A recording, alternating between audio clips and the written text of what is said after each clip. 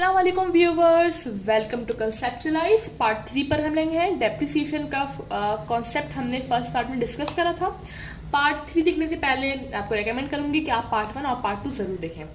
आज हम depreciation calculate करने के फर्स्ट मेथड को डिस्कस कर रहे हैं, which is called fixed instalment method और स्ट्रेट लाइन मेथड। ज्यादातर इसको स्ट्रेट लाइन मेथड ही कहा जाता है। डेफिनेशन में बात करते हैं, under this method the non current asset is depreciated every year with equal amount.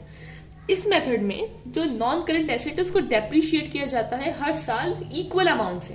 यानी अगर इस साल 20,000 से amount non current asset depreciate हुआ था तो नेक्स्ट ईयर भी 20,000 से ही डेप्रिशिएट होगा इस मेथड के अंदर। ठीक है, यानी कि डेप्रिसिएशन का जो अमाउंट है वो हर साल चेंज नहीं होगा, वही रहेगा। इसका बहुत सिंपल से फॉर्मूला है और बहुत इजी मेथड है ये, क्योंकि इसके अंदर कोई भी आपको चेंजेस नहीं करनी है, अमाउंट बिल्कुल सेम रहेगा। Cost minus residual value divided by expected useful life. Cost यानी कि जो एसेट की कॉस्ट, जिसको हमने निकालना पार्ट 2 में सीखा था। रेजिजुअल वैल्यू वो वैल्यू जो कि एक्सपेक्टेड यूजफुल लाइफ के बाद जो उसकी एक्सपेक्टेड वैल्यू रह जाएगी। ठीक है, यानी कि एक हम एस्टिमेट करते हैं कि एक नॉन करंट एसेट की लाइफ 5 साल होती है, तो हम मजीद एस्टिमेट करते हैं कि 5 साल के बाद वो कितने की सेल हो पाएगी। ठीक है, तो वो वैल्यू रेजिजुअल वैल्यू कहलाएगी। इसके एक और नाम भी है जो कि आपको पार्ट 1 में देखने को मिलेंगे। एक्सपेक्टेड यूजफुल लाइफ हम डिवाइड कर देंगे, ये आपको क्वेश्चन में दिया हुआ होगा, रेजिजुअल वैल्यू भी और एक्सपेक्टेड यूजफुल लाइफ भी। ठीक है, कॉस्ट या तो आपको क्वेश्चन में निकालनी होगी या फिर उन्होंने ऑलरेडी आपको दी हुई होगी।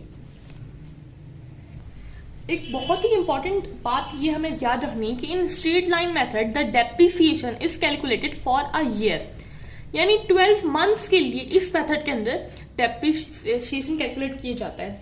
विच मीन्स कि अगर मशीन हमने जनवरी को खरीदी, ठीक है, जनवरी 1 या जनवरी 12 को खरीदी और दिसंबर ईयर एंड होता है, तो फिर तो बहुत आसान है हमारे लिए कि हम सिंपल सा इस मेथड को फॉर्मूला पुट करके हम आंसर ले सकते हैं। लेकिन अगर उन्होंने जुलाई को खरीदी और ईयर एंड दिसंबर को कर रहा है तो ये मेथड हमारे लिए 12 महीनों के लिए काम करता है। तो हमें क्या करना पड़ेगा, अगर 6 महीने मशीन यूज हुई है तो हमें 6 डिवाइडेड बाय 12 करना होगा फॉर्मूला लगाने के बाद। ठीक है, आंसर में। और अगर 12 महीने के लिए यूज हुई है तो हम सिंपल सा यही फॉर्मूला लगाएंगे। ये बात बहुत ये बहुत इंपॉर्टेंट बात है। बहुत सारे स्टूडेंट्स इस बात में कंफ्यूज हो जाते हैं और अक्सर इसी में गलतियां करके आते हैं पेपर में स्पेशली। इस मेथड को स्ट्रेट लाइन मेथड कहने का मकसद ये है कि जब हम इस मेथड के अंदर डेप्रिसिएशन जो कैलकुलेट होता है उसके आंसर को प्लॉट करते हैं, अगर हम लोग ग्राफिकली, तो हमारा जो ग्राफ बनता है वो स्ट्रेट लाइन बनता है। यानी कि फर्स्ट ईयर में अगर 20,000 था, ठीक है, तो 20,000 और ये फर्स्ट ईयर।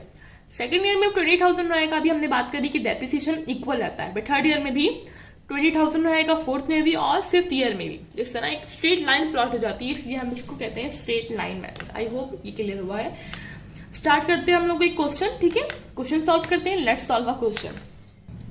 पार्ट 2 में हमने एक क्वेश्चन सॉल्व करा था जो कि हमने मशीन की कॉस्ट को कंप्यूट करा था और कॉस्ट हमारे पास आंसर आया था 6,95,750। तो हम इसी एग्जाम्पल को कंटिन्यू करेंगे स्ट्रेट लाइन मेथड समझने के लिए। कंप्यूट कर रहे हैं डेप्रिसिएशन स्ट्रेट लाइन मेथड से।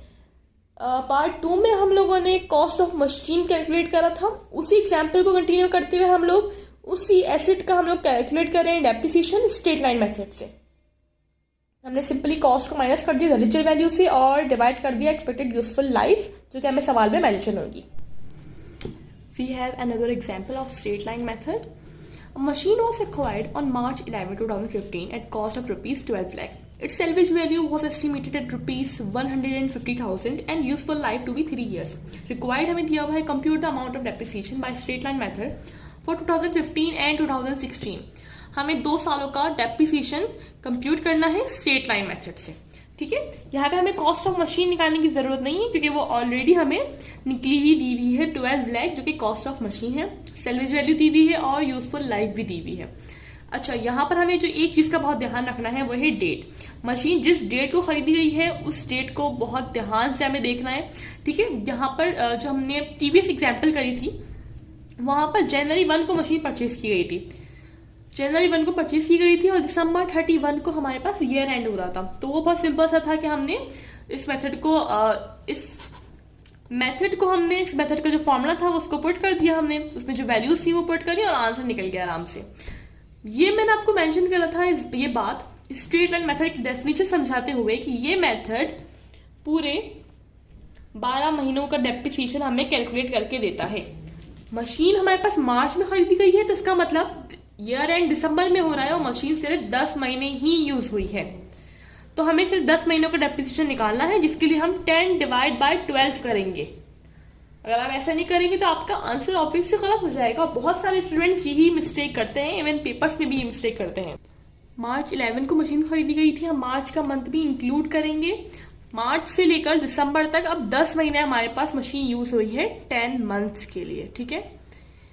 एक और इम्पॉर्टेंट बात हमारे पास ये है कि अगर मशीन मार्च 11 की बजाय मार्च 16 को खरीदी जाती तो हम लोग मार्च का मंथ भी इंक्लूड नहीं करते, फिर हमारे पास सिर्फ 9 मंथ्स होते डेप्रिसिएशन चार्ज करने के लिए।